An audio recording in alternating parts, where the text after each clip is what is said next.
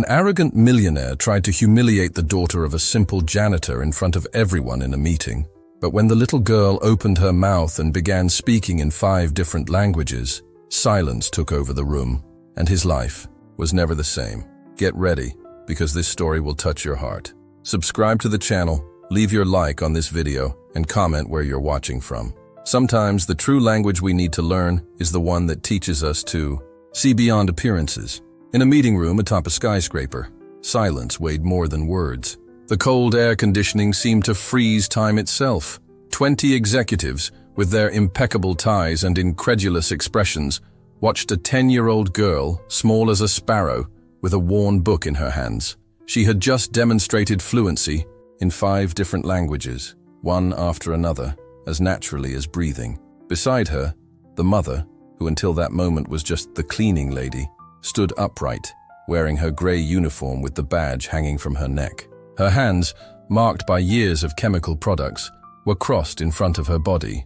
There was no tremor in them, only the firmness of someone who had faced greater storms. The company owner, Alexander Matthews, a man accustomed to dominating every inch of that corporate territory, now found himself speechless.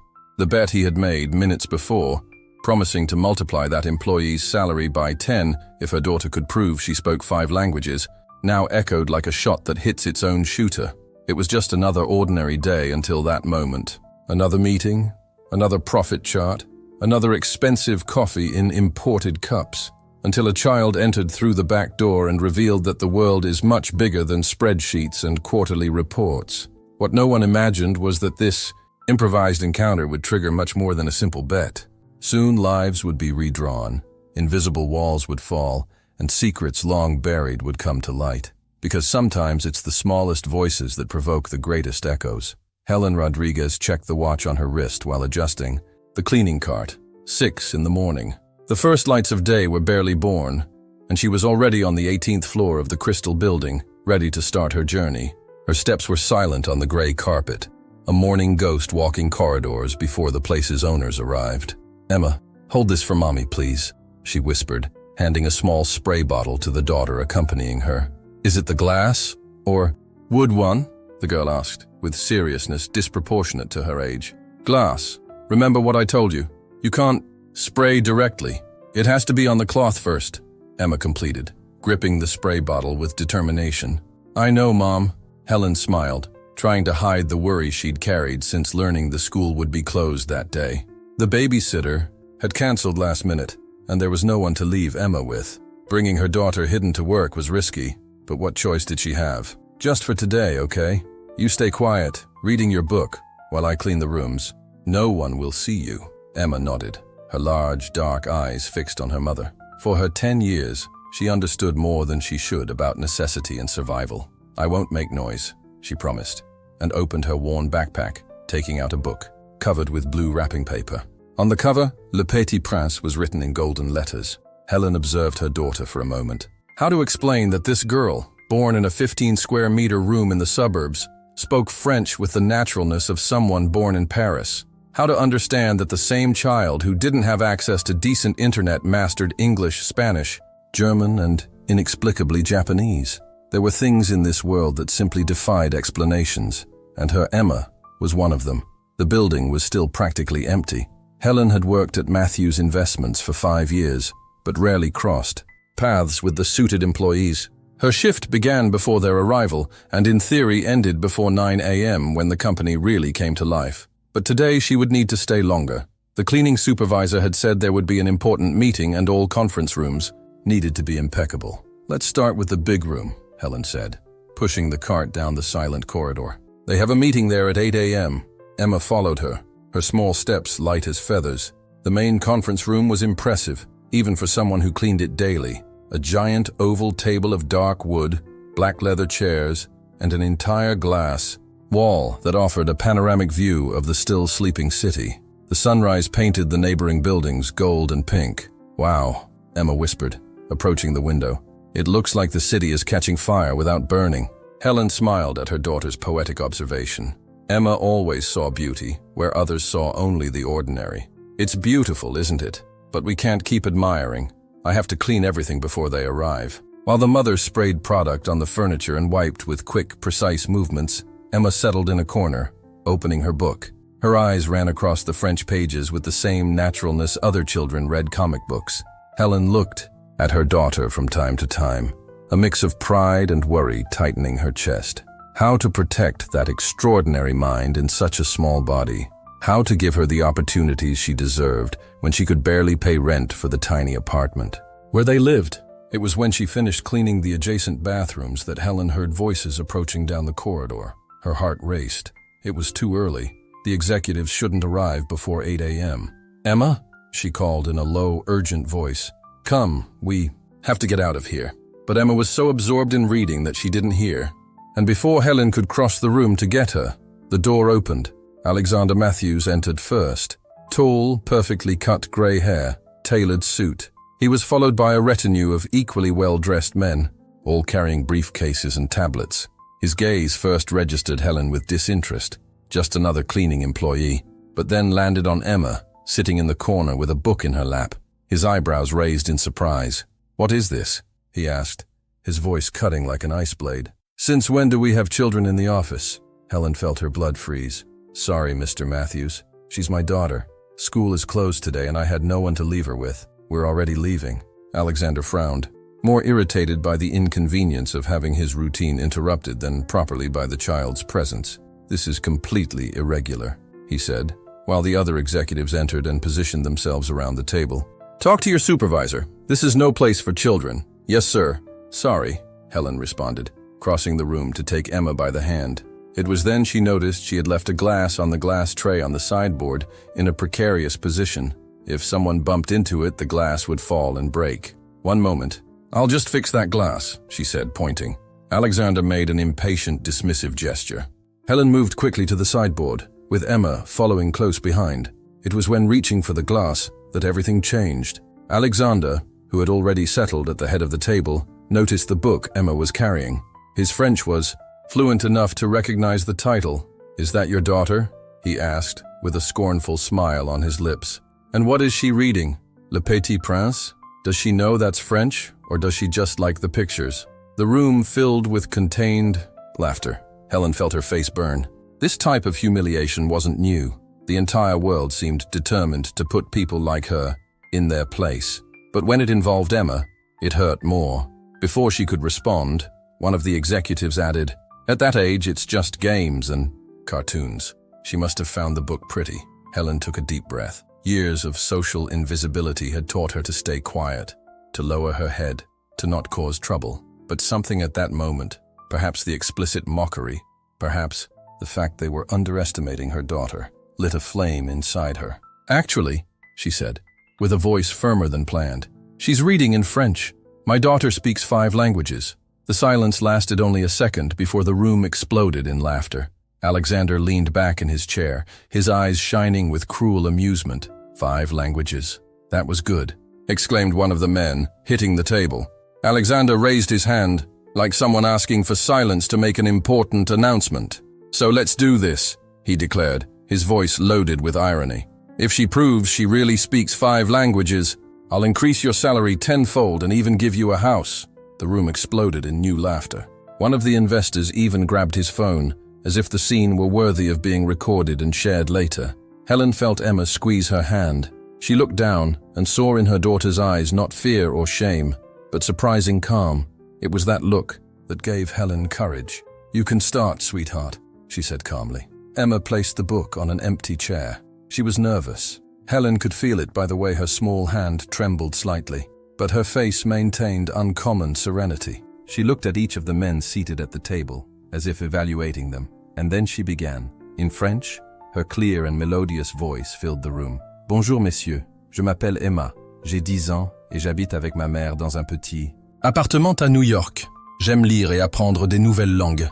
Without pausing to breathe, she continued in English. "I've been learning languages since I was very young. My mother says I started with words from commercials and magazines. I find it fascinating how different cultures express themselves." The sarcastic smiles began to wither. One of the younger men seemed genuinely impressed. In Spanish, Emma continued, "La biblioteca pública cerca de nuestra casa se convirtió en mi segundo hogar. Allí encontré libros en diferentes idiomas y personas dispuestas a enseñarme. The silence was now complete. Even the air conditioning hum seemed to have diminished. Emma continued in German, her voice gaining confidence. Ich habe keine teuren Kurse besucht. Ich lerne aus Büchern, aus Liedern, aus alten Zeitungen. Meine Mutter arbeitet hart, damit ich lernen kann. And finally, what no one expected, Japanese. The words flowed like water from a crystal stream. Watashi wa mada takusan no koto o manabitai. This? Sekai wa totemo hiroku. Kotoba wa watashitachi o tsunagu kagi desu. One of the executives, who had worked for years in Tokyo, had his mouth open. It's Japanese, he confirmed, looking at his colleagues, and very well spoken. The silence that followed had physical weight. Alexander was pale, looking at the girl as if she were an apparition. Emma simply picked up her book again, closed it carefully, and looked at her mother. There was no triumph in her gaze, no exaggerated pride, just the serenity of someone who did what was asked. It was one of the older investors who broke the silence. With a short, dry laugh, he looked at Alexander and said, I think you got yourself into trouble. The comment broke the spell. Some men laughed nervously, others coughed, uncomfortable. Alexander seemed to have been struck by an invisible lightning bolt. We need to start the meeting, he said finally, his voice devoid of the arrogance from minutes before. Thank you, he added, looking at Helen, without specifying what exactly he was thanking for. Helen gave a small nod and led Emma out of the room. When the door closed behind them, she crouched down to Emma's height. You were incredible, she whispered, hugging her tightly. Emma returned the hug, but her expression was thoughtful. Will he really give us a house, Mom? Helen smiled sadly. No, dear. People like him make promises they don't intend to keep. What Helen didn't know was that, inside that room, a seed had been planted, a seed that would change everything. The meeting couldn't resume its normal flow. Alexander spoke about projections and goals, but his mind wandered to the scene he had just witnessed. That child, daughter of a janitor, speaking languages that he himself, with all his fortune, mastered only partially. When finally the last investor left, Alexander remained seated, looking out the window. The city was now completely awake, an anthill of cars and hurried people. He picked up the phone and called his assistant. Vanessa, I need you to find a cleaning employee for me. Name Helen. Probably works the morning shift. 20 minutes later, Helen was back in the meeting room. Emma had stayed in the small employee break room, under the watchful eye of one of Helen's colleagues. You called for me, Mr. Matthews? Alexander indicated a chair. Please, sit down. Helen hesitated. In 5 years working there, she had never been invited to sit in one of those chairs. Your daughter, has she always been like this? He asked when she finally settled. Helen took a deep breath. Yes, since she was very small. How is this possible? Do you travel a lot? She almost laughed at the absurd idea. No, sir. We've never left the United States. We barely leave New York. Then how? Helen looked out the window, remembering. It started when she was about 3. She'd grab supermarket flyers, product labels, anything with letters, and keep repeating. She learned to read on her own before 4. Then she discovered a library near home and never left. She paused, remembering the nights when she found Emma asleep with books around her, like a paper fortress. One day, she found a children's book in French. Someone had donated it to the library. She was fascinated with those different words. She started asking me to find more books like that. And you found them? Helen smiled sadly. How could I? I can barely pay rent. But there was a Japanese lady in the building where we lived, Mrs. Yamamoto. She saw Emma trying to read an old Japanese newspaper someone had thrown away. She was impressed and started teaching her words. Alexander listened, intrigued. A world completely different from his was being drawn through those words. Then came Spanish, because of a Chilean neighbor. French she learned from a retired teacher, who frequented the library. German, Helen paused, trying to remember. I think it was from internet videos. Sometimes we get borrowed Wi-Fi from the corner cafe. And the schools. They never noticed this talent. Helen let out a bitter laugh. They noticed, yes. Some thought it was my lie, that I was exaggerating. Others suggested she had some problem. A teacher even said it was dangerous for a child to know so much, that she wouldn't have a childhood. Alexander frowned, genuinely perplexed. Dangerous to know too much? That's Absurd, Helen completed. Not for those who think people like us should remain in our place. The comment hit Alexander like a slap. Wasn't that exactly what he himself had thought when seeing the girl with the French book? Her father, he began, but stopped seeing Helen's expression harden.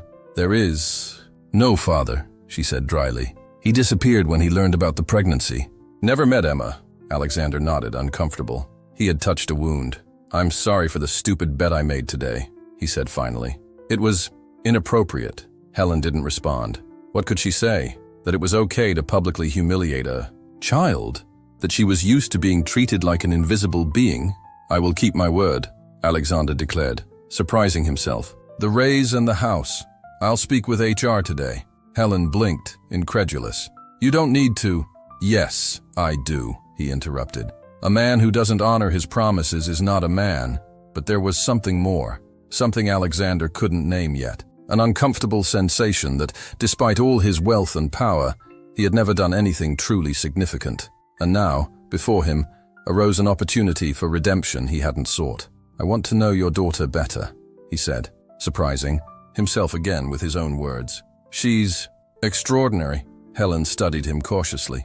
A lifetime of disappointments had taught her to distrust sudden kindnesses. Why? The question was simple, but loaded.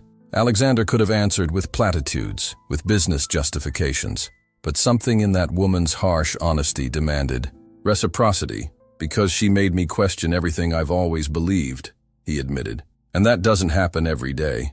In the following days, news about the polyglot girl daughter of the janitor spread through the company. Some versions exaggerated, saying she spoke 10 languages. Others added that Alexander had cried with emotion. The truth, as always, was more complex and less spectacular. Alexander kept his promise. Helen's salary was multiplied by 10, and she was transferred to an administrative position, something she had never imagined possible without a college degree. And then came the apartment. Not a mansion, but an airy 3-bedroom in a safe neighborhood, with a small balcony, and most importantly, near a private school where Emma received a full scholarship. For the girl, the most significant change wasn't the new room or the school. It was the bookshelf Alexander had installed, filled with works in various languages. When Emma saw it, her eyes filled with tears, the first Helen had seen her daughter shed since Mrs. Yamamoto's death 2 years before. Are they all mine? Emma asked, touching the colorful spines with reverence. All yours, Helen confirmed, watching her daughter with a knot in her throat. What Helen didn't know was that the deepest transformation was happening not in her life or Emma's, but in Alexander's. He, who had spent decades building a financial empire, began questioning the emptiness he felt despite all his success. The simplicity with which Emma spoke about her love for knowledge painfully contrasted with his own relentless pursuit of more money, more power, more recognition. At a charity dinner 2 weeks after the incident, one of the investors who had been present in the meeting room approached Alexander. So, the prodigy girl story is really true? I thought it was office gossip. Alexander nodded, taking a sip of his whiskey. Impressive, the man continued. You should capitalize on this. Imagine the marketing. Matthews Investments discovers young genius in the suburbs. The press would love it. The suggestion, which weeks before would have seemed brilliant to Alexander, now disgusted him. She's not a product to be sold, he replied dryly. The investor raised his eyebrows, surprised by the reaction. Easy. I'm just saying it would be a good story. Everyone loves these overcoming stories. Natural talent. It's great for corporate image. Alexander placed his glass on the table with more force than necessary. She's a child, not a marketing strategy. The man shrugged and walked away, leaving Alexander alone with his thoughts. When had he started caring so much? When had the cynicism that had accompanied him for years given way to this sudden humanity? The answer came in the form of memory. Emma's face, serene and determined, while demonstrating a talent the world tried to deny. And along with that image, another formed, that of his own daughter, Isabella, whom he barely saw for months. Isabella, now 17, lived in Switzerland, at an expensive boarding school. The decision to send her there had been more his ex-wife's, Christina, after the divorce, but Alexander hadn't opposed it. Actually, the distance made his always busy executive life easier. The rare visits, short phone calls, expensive gifts sent on commemorative dates, all this composed the distant relationship he maintained with his daughter. When was the last time they really talked? Alexander couldn't remember. What did he know about Isabella's dreams, fears, and talents? Practically nothing. The realization hit him with physical force. While admiring a stranger's prodigy, he had completely ignored his own daughter. That night, for the first time in years, Alexander called Isabella without it being her birthday or Christmas. "Dad?" Her voice seemed confused on the other end of the line. Did something happen? The fact that her first reaction was to assume something was wrong said a lot about the nature of their relationship. "No, nothing happened," he replied. "I just wanted to know how you are." The silence that followed was so long that Alexander thought the call had dropped. "I'm fine," Isabella said finally, her voice cautious. "Why? Do I need a reason to call my daughter?" Another silence. "Usually yes," she replied, with cutting honesty. Alexander felt the blow, but couldn't deny the truth in those words. "I'm trying to change that," he said, surprising himself with the vulnerability in his own voice. "Why? Why now?" It was a fair question. Why now after years of emotional neglect? The answer was too complex for an international call. "Can we talk about this when you come for vacation? I'd like to spend more time with you." More silence. Alexander could practically feel his daughter's distrust through the phone. Why would she believe him? What had he done to deserve her trust? "Okay," Isabella said finally, "but I'm not getting my hopes up." Her frankness hurt him, and at the same time, filled him with strange pride. At least his daughter had enough personality not to fake excitement. "Fair," he replied. "Until July then." When he hung up, Alexander felt strangely light, despite the difficult conversation. Something had begun to change inside him, like ice melting after a long winter. The reception took place on the top floor of the Crystal Building, where Alexander's private penthouse was located. The guests included language teachers, neuroscience researchers, child development specialists, and of course, some of the investors who had witnessed Emma's demonstration that fateful morning. Helen felt out of place, wearing the only formal dress she owned, bought hastily for the occasion.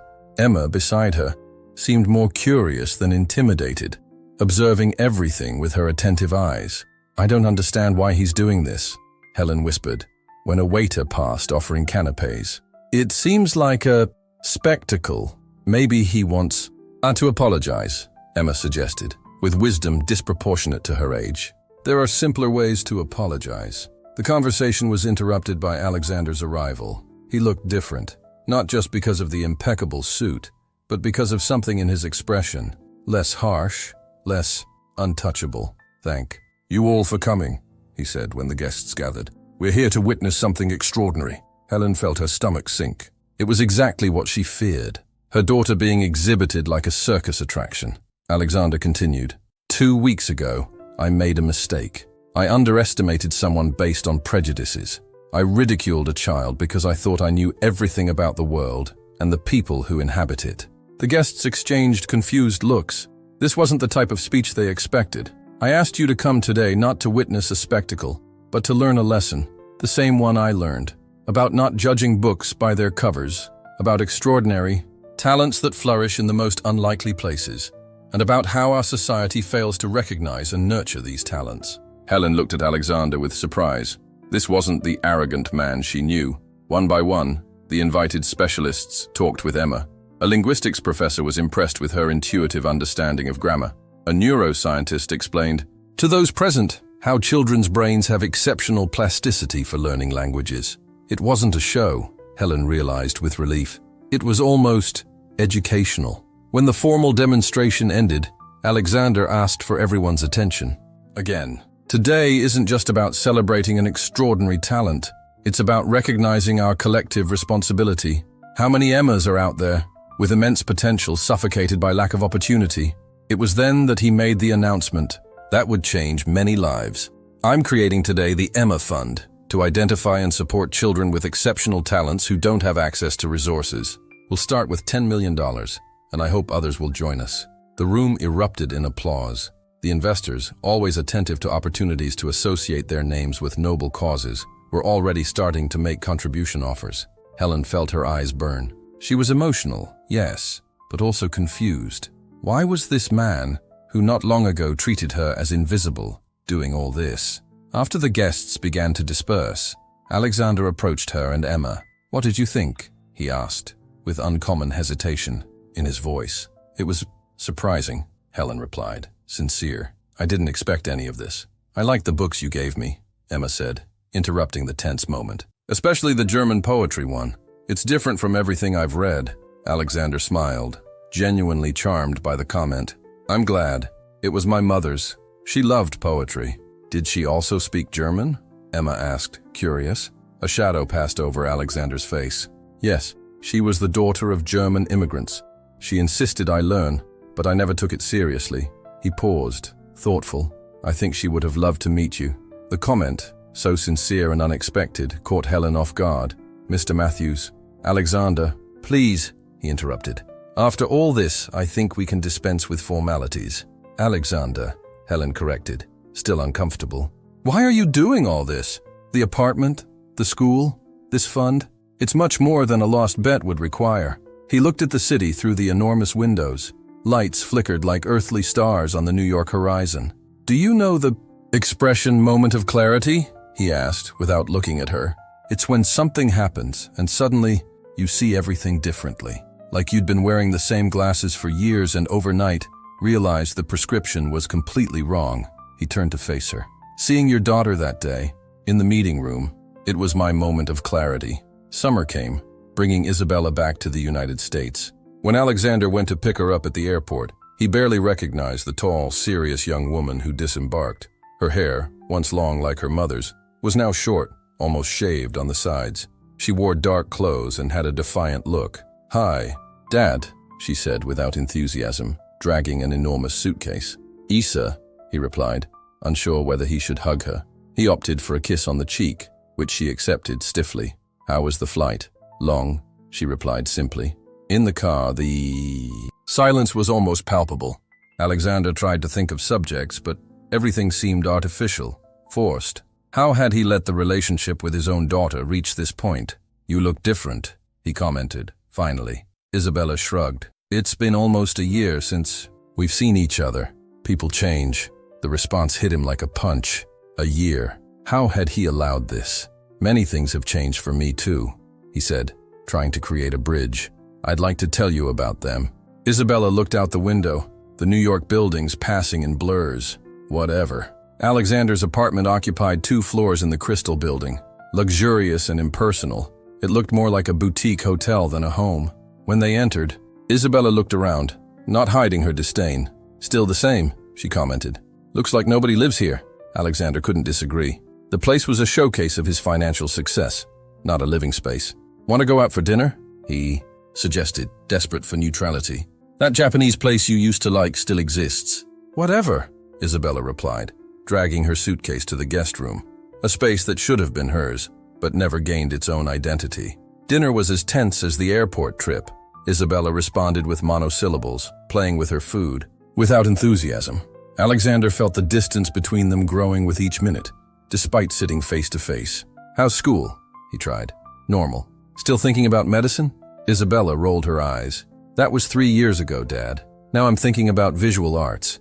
Alexander swallowed hard. 3 years.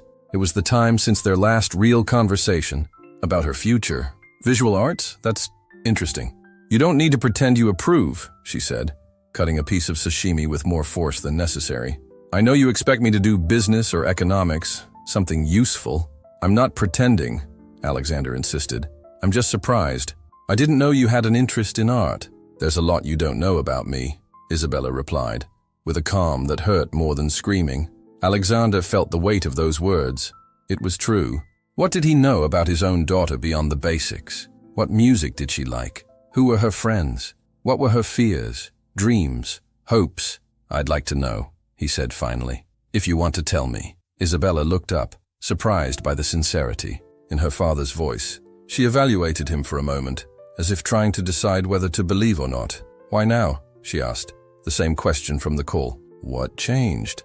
Alexander knew he needed to be honest. There was no way to rebuild trust with half-truths. I met someone who made me realize how much I'm losing by not being present in your life. Isabella frowned. A woman? Alexander almost laughed at the wrong conclusion. No, it's not romantic. It's a child, actually. A 10-year-old girl. Isabella's expression immediately closed. You have another daughter? Is that what you're trying to tell me? No! Alexander exclaimed, horrified by the interpretation. My God, no! She's an employee's daughter, an extraordinary girl who made me question many things. Hesitant, he began telling Emma and Helen's story. As he spoke, he noticed something surprising. Isabella was really listening, not with her usual distant look, but with genuine attention. She really speaks 5 languages, she asked, when Alexander finished. Yes, it's impressive. And her mother raised her alone? Alexander nodded. Working 2 jobs, from what I understood. Isabella seemed thoughtful. Must have been difficult. Very, Alexander agreed. And you know what impresses me most? The love between them. It's not something performative, you know. It's real, deep. The words hung between them, loaded with unspoken meaning. What existed between him and Isabella was real. Or just an obligation, a biological bond without emotional substance? I'd like to meet them, Isabella said, surprising her father. Really? She shrugged, but there was genuine interest in her eyes. Why not? It seems like they're important to you now. The phrase contained a veiled accusation, but also a small opening. Alexander decided to take advantage of this chance. They are. And you always were, Isa. Even when I didn't know how to show it. Isabella didn't respond, but her gaze softened slightly. It was a beginning. The meeting was scheduled for the following Sunday, at Helen and Emma's new apartment. Alexander was nervous, as if he were about to introduce 2 important parts of his life that should never have been separated. Are you sure it's not inconvenient? He asked Helen over the phone. We can go to a restaurant if you prefer. It's fine, she replied. Emma is excited to show your daughter the books. When they arrived, Alexander noticed the immediate difference between the building where he lived and this one. It wasn't luxurious, but it had personality. Children playing. In the playground, neighbors talking in the hall.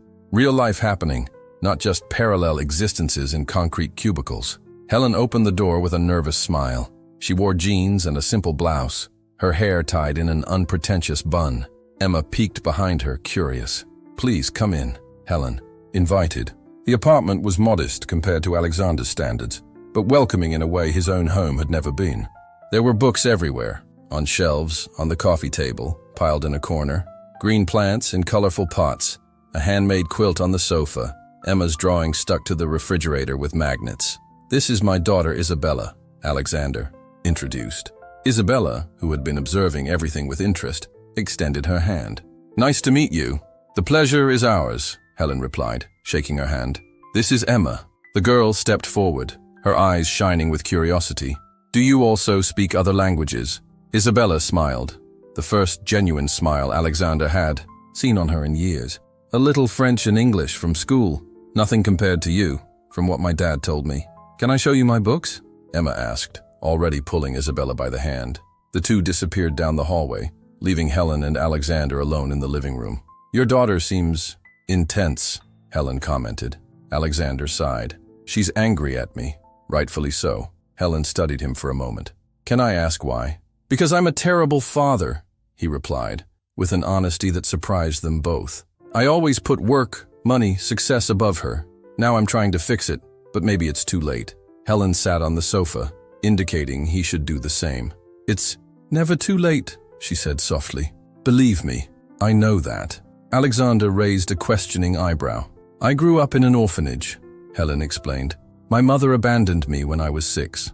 I spent my whole life believing she didn't love me, that I wasn't enough. She paused, breathing deeply, until when Emma was 2, she showed up. Your mother? Helen nodded. She was sick, with terminal cancer. She came looking for me to say goodbye and explain. She was very young when she had me, was alone, addicted to drugs. She thought I'd have a better life without her. And you forgave her? Not immediately, Helen admitted. But yes, eventually.